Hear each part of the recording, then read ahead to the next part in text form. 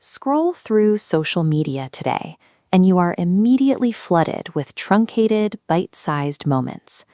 Hours-long podcasts and massive live streams are systematically sliced into short, vertical fragments that dominate the algorithm.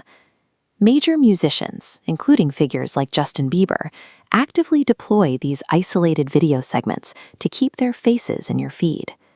Massive television franchises operate similarly. Shows like RuPaul's Drag Race carve out their most dramatic scenes to be weaponized for maximum reach across socials.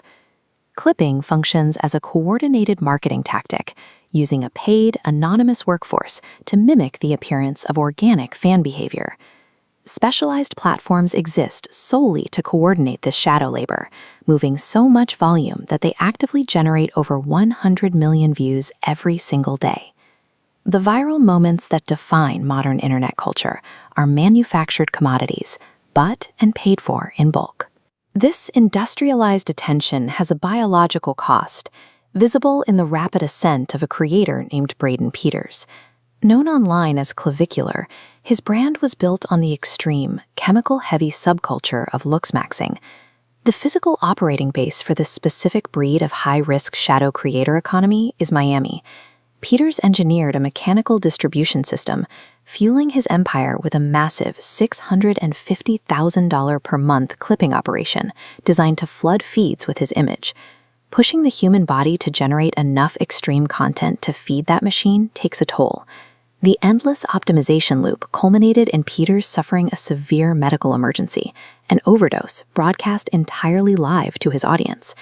When attention is industrialized and paid for by the individual view, creators face a direct financial incentive to escalate their behavior to the point of literal self-destruction. The mechanism driving this escalation is incredibly simple.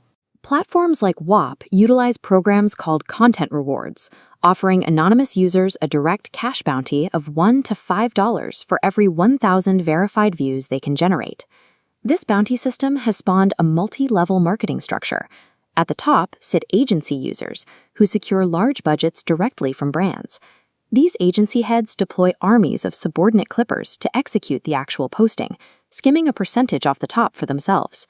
Third-party middlemen are only one piece of the infrastructure.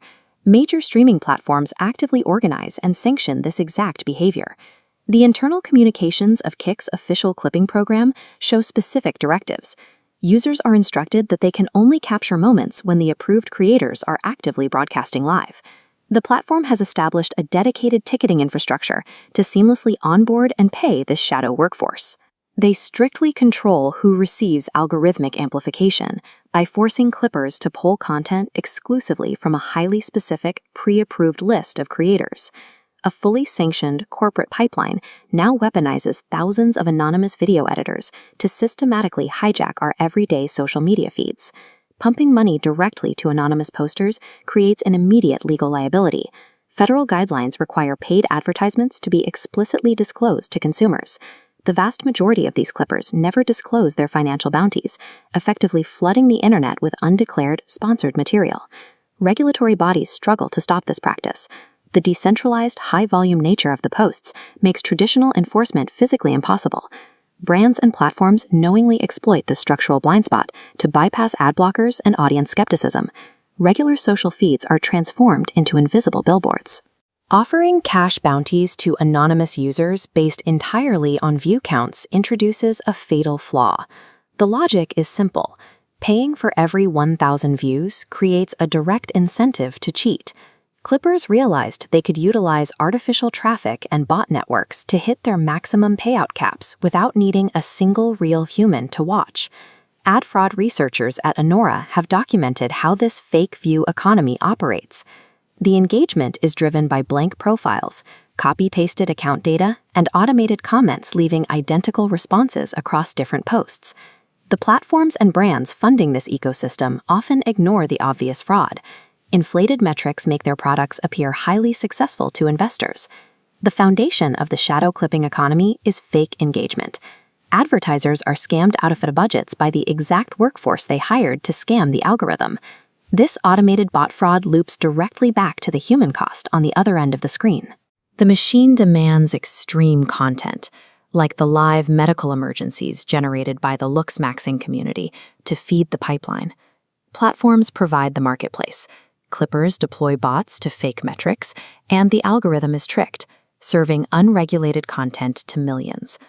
The shadow economy has successfully decoupled engagement from human interest, leaving a landscape dominated by manufactured numbers and a manipulated audience.